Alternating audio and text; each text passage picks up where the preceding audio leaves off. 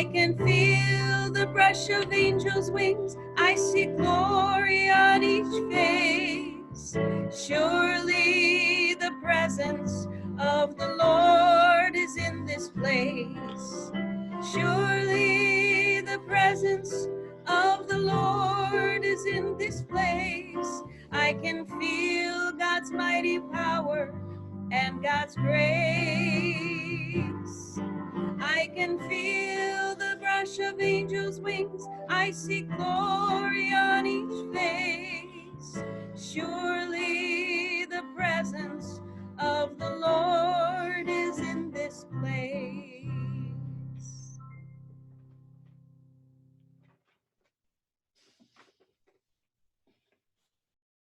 Good morning. Good morning, everyone. We're so happy you could Zoom with us this morning for our Angels Landing Spiritual Center Sunday morning service. Coming together here today, we create a collective heartbeat. May we who gather receive the nutrients needed to grow and recognize the divine mystery within. May we experience the reflection of divine love in each other and ourselves. May our circle always be sacred, honoring the healing, teaching, receiving, and growing of each spirit that enters. May the truth always abide and peace always bless us. And now please join me in saying the Lord's Prayer. Our Father, who art in heaven, hallowed be thy name. Thy kingdom come, thy will be done, on earth as it is in heaven. Give us this day our daily bread, and forgive us our trespasses as we forgive those who trespass against us. And lead us not into temptation, but deliver us from evil. For thine is the kingdom, and the power, and the glory, forever and ever. Amen. And now to Deb. Hi, everybody. Let's see. Start the video. Oh, okay, good. Yep, it's coming along here. All right, here I am. Okay, perfect. We got it. Oh, welcome. So happy to see everybody. Oh, wow. What another week it's been, right? All presenting new challenges. I was listening to a live stream of Krishna Das this week, and he was talking about how this quarantine life is, kind of like mandatory retreat time, and the importance of the opportunity it presents to us to have some form of a formal practice and to quiet our ego mind. So that was great because he just really helped inspire me, as he always does. In addition to this quarantine time of mandatory retreat, it's also in our Buddhist calendar, me as a practicing Buddhist, it's our period of Ango. We call it Ango. There are 2 periods of Ango in a year. It's a 3-month period of more intensified practice. So that kind of goes right along with this. For me, being raised Catholic, it reminds me of our Lenten practices, which our quarantine started during Lent. So we have that tied in. We have Ango tied in. And then as well this week, Ramadan started. And so it being a month of fasting and prayer and deep reflection for the Muslim community, their focus is on compassion and peace and service.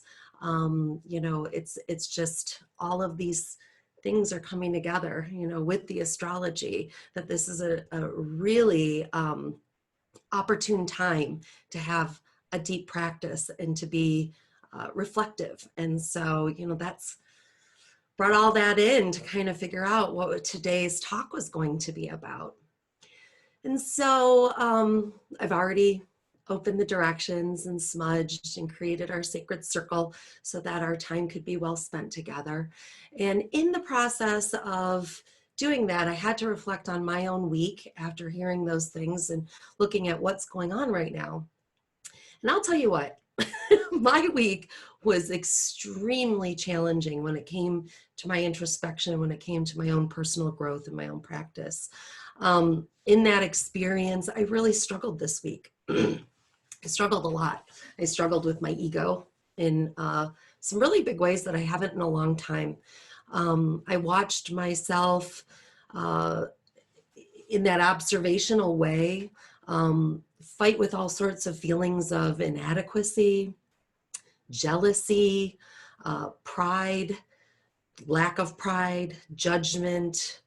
I had problems with guilt. I had problems with shame. Like all of this is what was just flooding my mind all week. And I was constantly faced with it. And so I thought, well, this is the time of deep practice. So this is the time this is going to come up. It's the time for our shadow selves to show. And I've been told that, and I feel that, and I recognize that. So, it's time to slay these dragons. And so I went at it pretty hard and heavy all week. And the more I tried to slay the dragon, the further in the quicksand I sunk. And it's really difficult and frustrating because there was the me that was experiencing it, and then there was the me observing it, trying so hard to twist that into some sort of spiritual practice.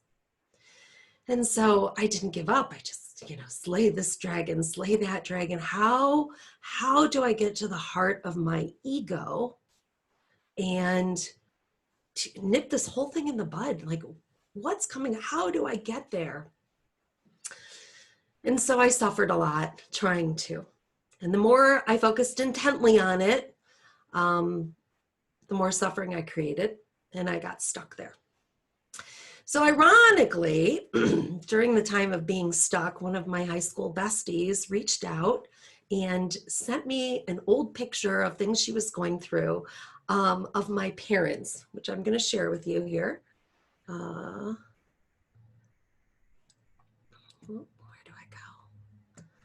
I'm not sure they would love me sharing this photo with you, but I'm going to. So here it is. My mom and dad, many, many, many, many years ago when I was a little girl, canoeing. And they used to take us on these canoe trips all the time. And the funny story goes that their friends who would come with us would pass by and just kind of laugh. And finally, one day, I'm not sure if Carol's on this call or not. I think it might have been her. She was on many of these trips with us.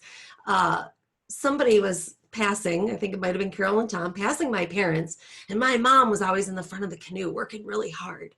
And finally said, Val, stop working so hard. Your husband's sitting in the back. He's got a cigarette hanging out of his mouth. His oar is out of the water, and he's drinking a beer. So you're going zigzagging across this river, and you're working so hard, and you don't have any help, which was funny and infuriating. And so it was ironic that my friend sent me that picture, because in the midst of my struggle, I looked at that and I thought, oh my gosh, that's exactly how I feel right now. I feel like I am working my tail off and I'm just not making much headway. I'm just going from bank to bank. But here, my illusion was thinking that I was alone in this. I wasn't thinking, who's not working with me? I also wasn't remembering that there was anybody with me to work with. So it was interesting to me that this picture fell in at that time. And so in trying to work with that and working so hard with the best of intentions, I mean, I was going to get at this from a spiritual perspective. But we get exhausted sometimes, not remembering that we have the help we need. And so we put ourselves in that front seat of the canoe, like I did, thinking that we're somehow in charge. How yang of us, this yang energy of doing everything, of being strong and slaying the dragons. Well, being knee deep in my misery, trying to figure out how to deal with my ego, I eventually got wise enough to reach out to my teacher And Dr. Goodall was a huge help. She didn't have to say much, but she said the one thing that mattered most. And she reminded me so beautifully that slaying dragons can be a trap. Our dragons are with us for a reason, and they never go away. But that the important part is growing the light bigger than the dragon. And it was like, all of a sudden I got it. Growing that divine light in me to be bigger and more powerful than my ego, than my dragon, is where my attention needs to go. To remember that I am one with spirit, that divine light is in me, not separate. And once I got that, once that just clicked, it was like I was just sitting in that abiding love, that peace, that understanding of where I was wrestling so hard with myself with good intention, but not getting above it, not ending my struggle. And all of a sudden that shifted. So the gift is that we have the partnership with God. You know, whether I take my canoe story or we look at, footprints in the sand, you know, we all forget that we're not alone. And building that relationship with God, with your own divine connection, with Great Spirit, building that connection, staying focused there on growing your light is where the healing happens, is where our suffering ends, is where we let go, where we turn it over, and where we find peace. So that is the gift that I was missing, and that I, bow so deeply to my teacher for reminding me of, that divine mystery of oneness, that we don't do anything alone. We also carry the imprint of our ancestors, their strength, their courage, their love, their code, as well as their weaknesses, their faults. We take it all with us. So when we ask for help, whether you want to say guardian angels, ancestors, all the hierarchy below Great Spirit, when we ask for help and we ask for that engagement, they're right there with us in the canoe. So we don't have to go from bank to bank trying to get somewhere. So remember that you always have that partner with you, in you, and that you are the partner also, that your oneness with all sentient beings and all of creation is also where you help others. That's the service piece, right? So in order to grow in this way, mindfulness is really important. And in order to mindfully create that yin energy, that nurturing aspect of your divinity for yourself, in order to engage the power back into the canoe that you're in, mindfulness is essential. Deepak Chopra says that mindfulness is the highest form of intelligence, and that when we're thinking outside of mindfulness, we're rarely having a thought that isn't consumed by our ego, that isn't somehow through our own lens of perception, that isn't somehow about us and how we're relating to the world. And a lot of those times, those thoughts aren't necessarily positive, and a lot of the time they're not necessarily true. So when we engage in mindfulness, we are all of a sudden experiencing the oneness outside of our ego, outside of us. And in order to do that, having a steady practice is important. Having a practice keeps you in the now, keeps you here, where you're not rehashing history or worrying about the future, but that you're right here and you're fully engaged in the moment. So what's your practice? What's your practice that brings your mindfulness to you every day? Some of us do wonderful things like journal, listen to certain kinds of music, podcasts, videos. We bring in inspiration. We process things of our own through journaling, or, we read. But that's usually like, how are we inspiring ourselves? And we're bringing all of that in. And that's good because it helps us understand the importance for mindfulness, but it doesn't necessarily create it. And so that's really important to recognize, okay?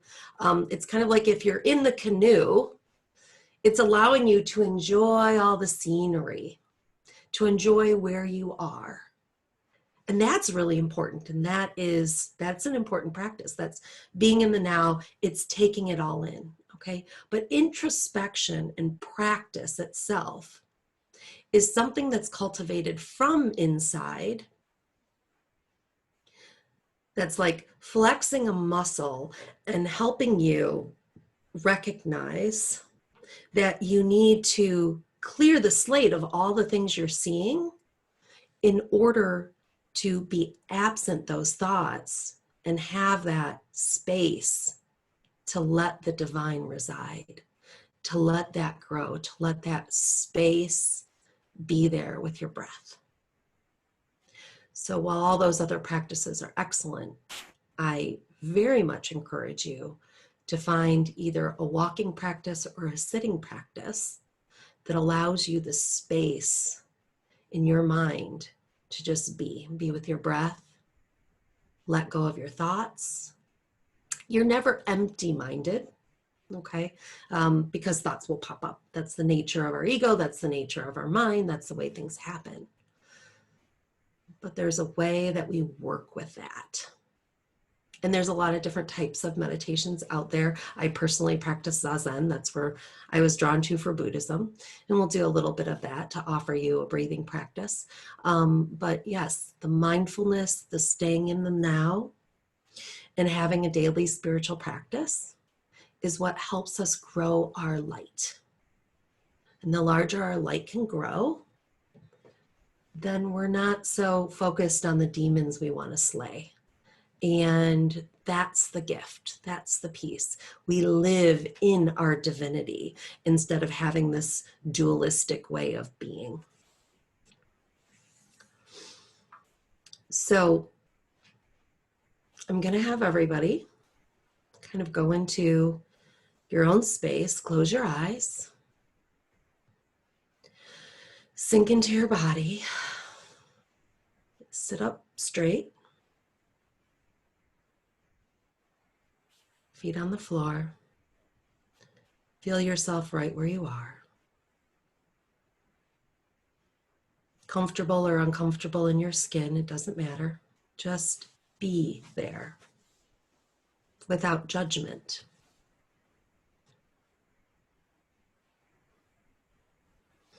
Breathe in, pay attention to your breath. Exhale. Just settle into your body.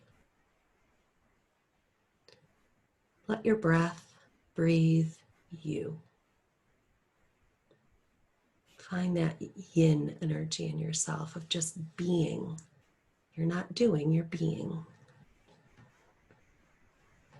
And in order to gain some control of your mind, count your breaths. Breathing in, saying 1, exhale 2.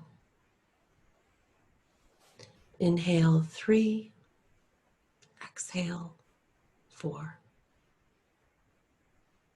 And when you get to 10, you want to reset and start back at 1 again.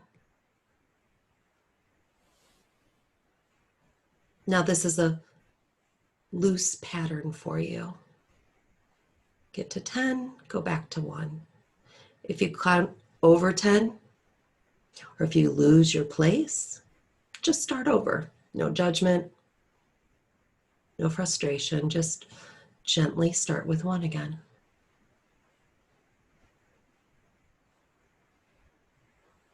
We're just going to do that now for about a minute.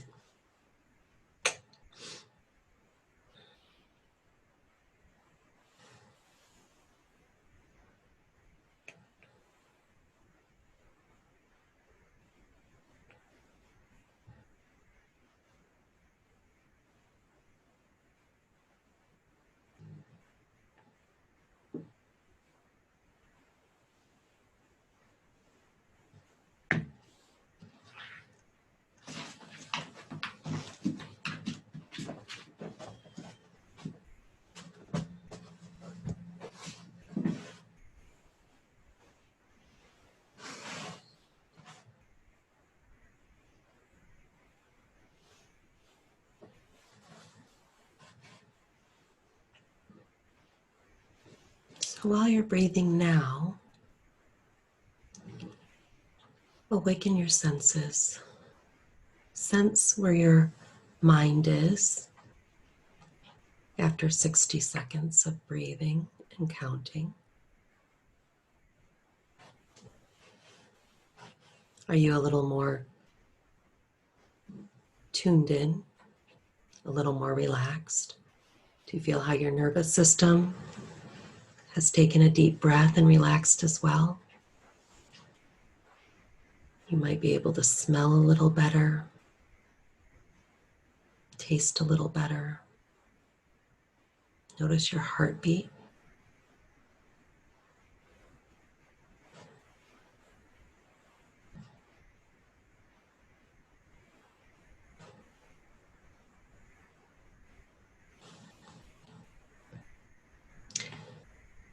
So when we practice this type of breathing, this kind of mindfulness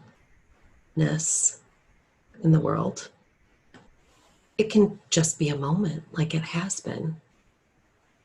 But what you've done in that moment is reset everything so that now you're paying much better attention to things.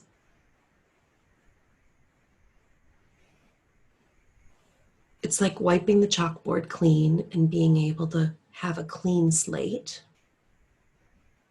And that mindfulness now keeps you, that was just at least a minute now, that you weren't focused on ego thoughts, that you weren't being pulled into your suffering, that you weren't running around on the hamster wheel in your head. And the more often you do that, the more control you have in bringing yourself back to your breath and not getting sucked into the suffering of it all. So that's a very loose form of formal Zazen. Toledo Mindfulness Institute's in town, and when they have workshops, I highly encourage you to take one if this is appealing at all to you. But even just to learn that 10 count without practicing formal Zazen is a beautiful breathing technique that helps you in just a moment. It's like, I remember when my mom would, tell my brother, count to 10 when he was getting angry. Take 10. Count to 10, relax. Well, this just deepens that same type of practice. And that's how we get to this place where we calm all of those ego thoughts and our light is allowed to get brighter. We're allowed to let go of a lot of that suffering. Now, it doesn't always happen easily. I might have to do it again and again and again. I might decide to, I ideally try to sit at least 30 minutes a day. I started at 10 and worked my way up. I teach teachers in the classroom, when they're in the classroom, to do it at the beginning of each new class, especially if they have classes that rotate kids, to just take 30 to 60 seconds, do that breathing exercise, and then step into the next place and your mindfulness is turned on for you. So this is the way that we commune with that divine energy in our canoe so that we can be more effective and have more peace, have more compassion, and get into that heart space that's such a treasure for us. I hope that helps you feel a little lighter today. So with that exhale of releasing any fear, any anger, any struggle we have, and with the inhale of inviting in trust and faith and love, compassion, bringing that light bigger, we come together. And this is the way that we live sacredly. This is the way that we step in the now, step by step by step. So with great gratitude for our ancestors and guides that have been with us, I thank them for this lesson for all of us.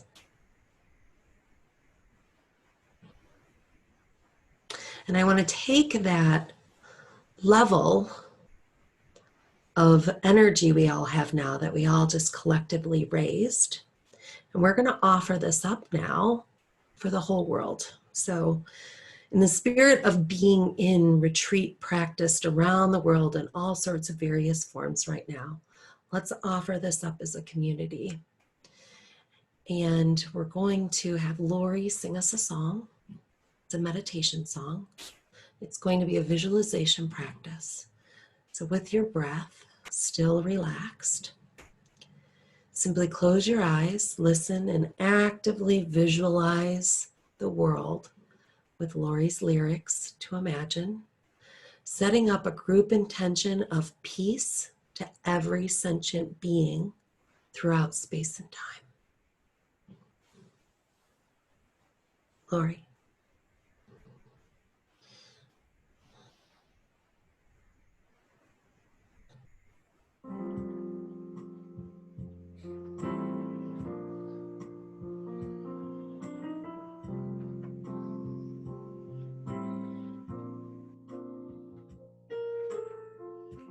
Imagine there's no heaven.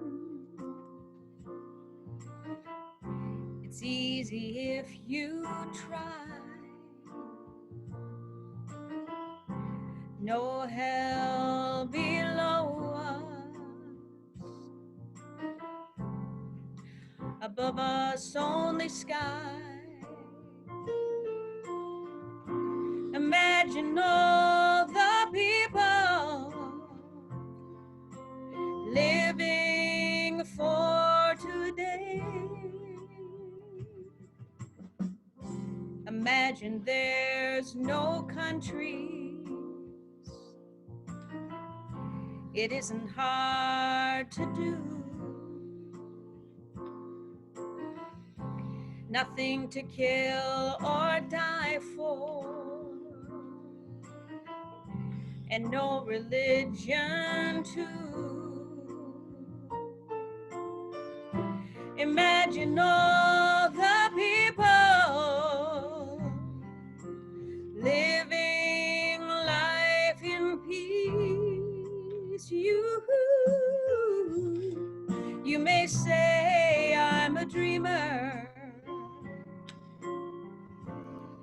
and I'm not the only one. I hope someday you'll join us, and the world will be as one. Imagine no possessions. I wonder if you can. No need for greed or hunger. A brotherhood of man. Imagine all the people sharing all the world. You may say I'm a dreamer, but I'm not the only one. I hope someday you'll join us, and the world will live as one.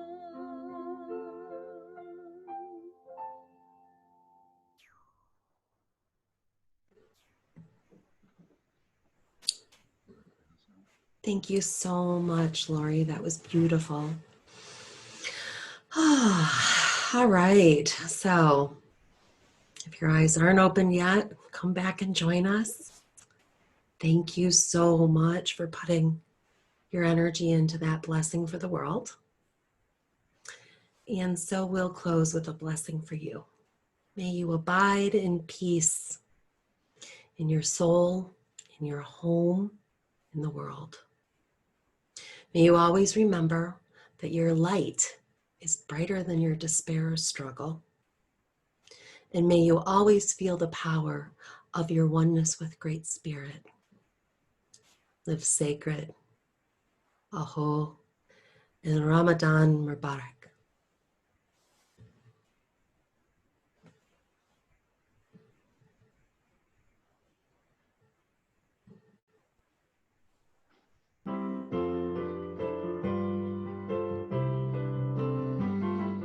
Let there be peace on earth, and let it begin with me. Let there be peace on earth, the peace that was meant to be, with God as creator. Family all are we. Let me walk with my family in perfect harmony. Let there be peace on earth. Let this be the moment now. With every step I take, let this be my joyous vow, to take each moment and live each moment in peace eternally. Let there be peace on earth, and let it begin with me.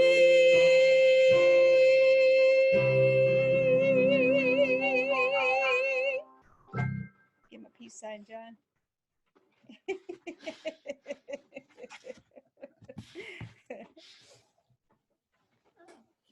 Thank you, Lori and John. That was wonderful. Thank you all so much for joining us today. If you have any suggestions or feedback, please feel free to contact Deborah or Melinda. And if you are able to give your love offering to support our continued operations, information is in the invite email that was sent out. And there's a donation module for electronic offerings on our website. Checks can always be sent as well. And during the shelter-in-place order, we prefer that the checks be sent directly to Melinda's home address, which is also included in the invite. We invite you to stay with us and visit and have some fellowship. We'll take about a 2-minute break for those of you who wish to get up and stretch, move around, get a beverage, and then come back and visit for a while. If you choose to leave us, we say thank you again for being with us. Have a blessed week, and we hope to see you next Sunday. Thank you.